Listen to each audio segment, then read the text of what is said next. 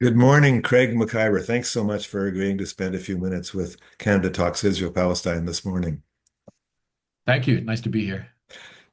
Craig, for my audience, just a line or two. I know that you're an international human rights lawyer. You worked for many years with the United Nations. You understand its strengths and its weaknesses. And you might be able to help us understand a question that a lot of Canadians wonder, and that is why, despite all the talks and all the UN resolutions and so on, it hasn't been able to do anything practical to defend the Palestinians or to stop the genocide that's going on in Gaza.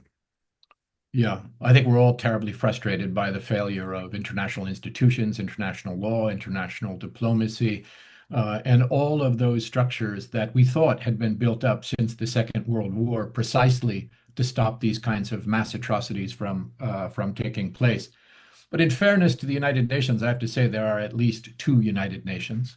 And the first part of the United Nations has done a lot of practical and even heroic effort in response to the genocide. You can point to the UNRWA colleagues on the ground to this day doing everything they can to relieve suffering, even though 360 plus of their colleagues have been murdered by Israel during the genocide, many along with their family. I can't critique them. I can only identify them as heroes. You can point as well to other humanitarian organizations on the ground that continue under very difficult circumstances to try to provide some modicum of relief to the Palestinian people, to the courageous, independent human rights mechanisms like the special rapporteurs, people like Francesca Albanese, human rights rapporteur of the UN, who, despite receiving death threats and smears and lies and US sanctions and a range of other attacks, designed to buttress Israeli impunity. She has not stopped speaking out. She has not lowered her voice. She has not reduced her principled approach. There's a lot in the UN that we should be grateful for existing today in the face of a genocide such as that we're seeing in Palestine. But you're right that the political side of the House has failed miserably. And here I point to the Secretary General and the senior leadership who have failed not by design, not because they didn't have the power to do more, but because they have chosen, for reasons of political expediency principally, not to do more, not to apply all the powers that they have. And you can point to the Security Council, which has been an abject failure, which has done nothing that would be necessary to change the material conditions on the ground, owing largely to the US veto, which has been deployed over and over again during the last 2 years of genocide to prevent meaningful action by the Security Council. Now, then you have bodies like the UN General Assembly, and here the analysis is mixed. The General Assembly has done some good things. It has adopted historic resolutions, including one at about a year ago in September of 2024, which was historic in its content, which listed a number of demands on the Israeli regime that had to do with implementing the findings of the International Court of Justice. And here again, I should say, the World Court, the International Court of Justice, is also a part of the UN, and it has stepped up with some historic moves to respond to the genocide. And the GA in this resolution has demanded that Israel take a number of measures, that other member states also take measures like sanctions and military embargoes, and so on. And the demand on the Israeli side was that they implement the findings of the International Court of Justice and the occupation, cease the settlements within 1 year, and that it implement the provisional measures, the provisional orders of the International Court of Justice in the genocide case brought against Israel there. So if I just interrupt for a second, you're going um, rapidly here. I know we don't have very much time, but on the one hand, we're talking about the Security Council where there is a U.S. veto, and repeatedly there have been resolutions taken at the Security Council, which is a smaller group of five permanent members and then the General Assembly, which is all UN members, all 194 and change, and they've taken these resolutions that you're referring to now. Is that right? That's absolutely right. So and this brings me to the crux of the matter. When the Security Council is blocked by a veto from a permanent member, one of the five permanent members, United States, UK, France, Russia, or China, there is a little known mechanism that was established in 1950 during the Cold War called Uniting for Peace. And under Uniting for Peace, the General Assembly can take over the issue where the Security Council has failed because of the veto and can mandate concrete practical actions on the ground. Now, the Uniting for Peace resolution or mechanism in the General Assembly has been invoked several times, but only to make general calls for a ceasefire or for Israel to allow humanitarian aid and so on. But it has not adopted any practical measures to make those things happen so far. And what we're trying to encourage now is that the General Assembly convene in what's called an emergency special session under Uniting for Peace, and that it specifically mandate a United Nations protection force to deploy to Gaza and ultimately to elsewhere in the occupied Palestinian territory in order to provide protection for civilians, to facilitate the delivery of humanitarian aid in the middle of a famine, to preserve evidence of Israeli war crimes in the Gaza Strip, and to begin to assist with recovery and reconstruction.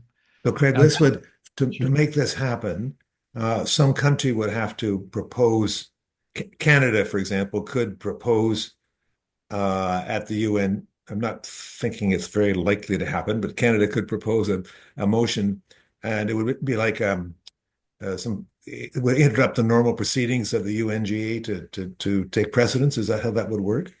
Absolutely. It can be called immediately within 24 hours. Canada could make that call. And if it doesn't make that call alone, it absolutely should join the call that will be made by other states.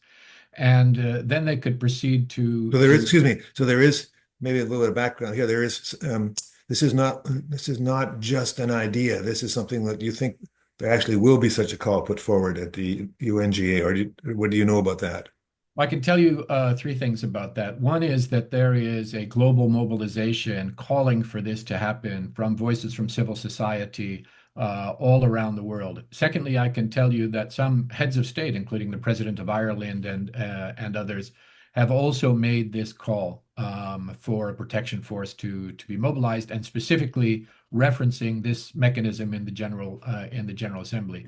Third, and perhaps most important, is that the representative of the state of Palestine has repeatedly called for a protection force to be deployed, and Palestinian civil society has repeatedly also, through their organizations and coordination mechanism, called for this to happen. So the call is there. What we're waiting for now is for action to be taken on it. And let me tell you something, Peter.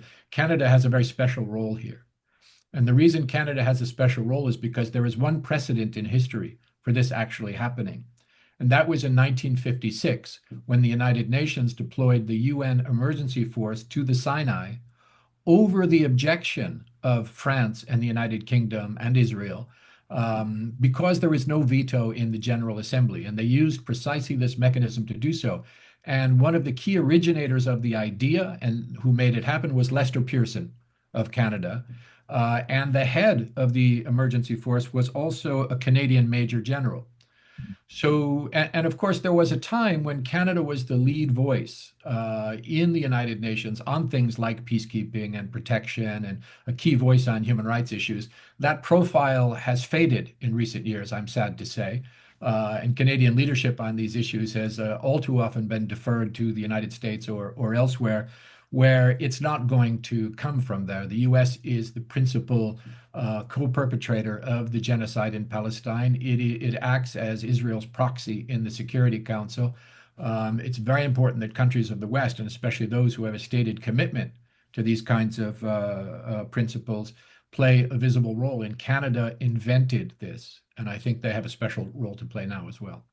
Is there a timeline on this? I know that starting about now, the UN General Assembly meets. It meets for a month or so. It was actually normally meets in New York, although I understand that the US has now banned the Palestinian delegation from coming to New York, and so that may change the organizational plans as well. But what would be the timing on a resolution such as this?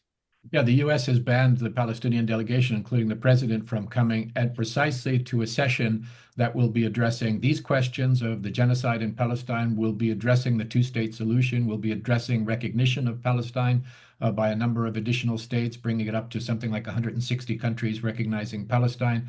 And so precisely at this moment, the U.S. administration acting again as a proxy for Israel is banning the Palestinian delegation from participating. And so there are a number of recommendations, as has happened in history for the same reason, to move the General Assembly session to Geneva.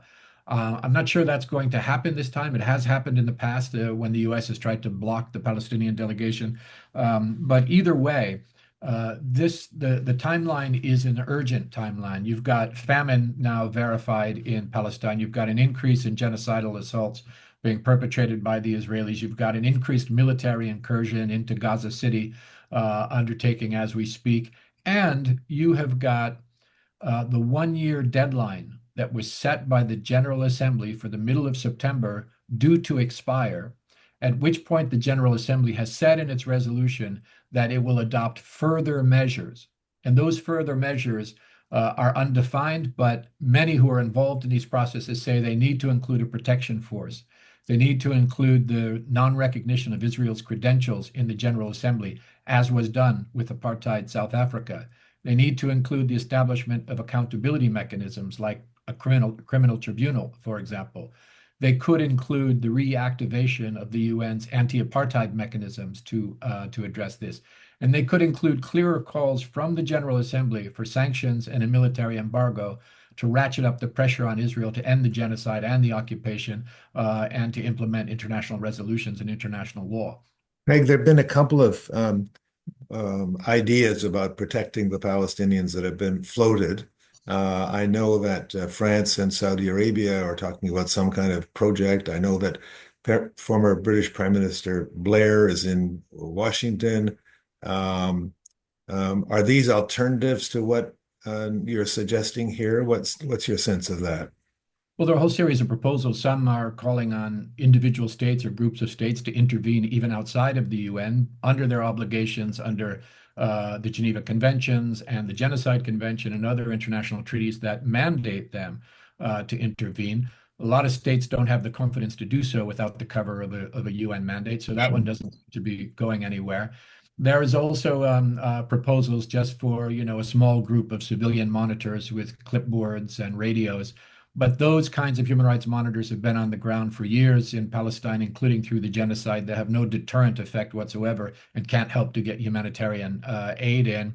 And then there is the proposal of the Saudis and the French for a so-called stabilization force.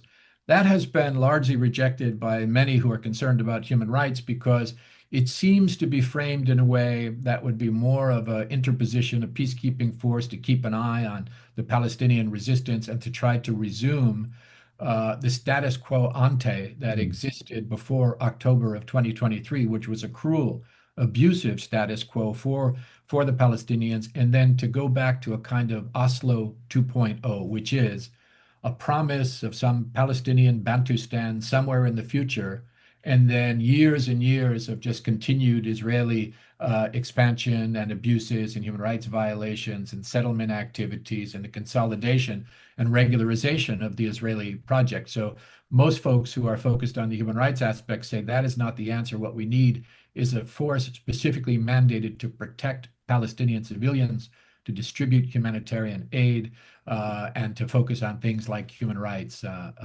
not on these other sort of political considerations. So just winding up here then, what do you think Canadians should do? Should we be writing our government and tell them they should actively look to participate in this? What would you recommend?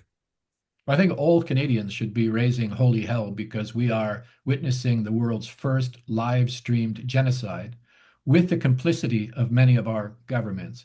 And this should be the first thing, is that this visible and vocal dissent by Canadians of all stripes needs to be raised. Secondly, I think given the tradition of Canadian leadership in matters of peacekeeping and these sorts of things, given the historic precedent that was a Canadian precedent for the mandating of the UN emergency force in the Sinai in 1956, given Canada's stated principles about things like human rights and protection, Canadians in particular should be insisting that their government go to the General Assembly very clearly endorsing an immediate protection force to save civilians from genocide in Palestine, and that they encourage their government to break free from domination by U.S. foreign policy objectives, the U.S. being a co-perpetrator in the genocide in Palestine. It's time, I think, for every country to choose, and this campaign is going to make them choose publicly. Do you support protection for the Palestinian people in the midst of a genocide, or do you reject protection for them? No more hiding behind the US veto. The whole world's going to see where Canada and other countries stand. Craig Mokhiber, international human rights lawyer, former UN employee, and now educator on this issue. Thank you so much for spending a few minutes with us, Craig. Thanks for having me, Peter. Thanks for what you do.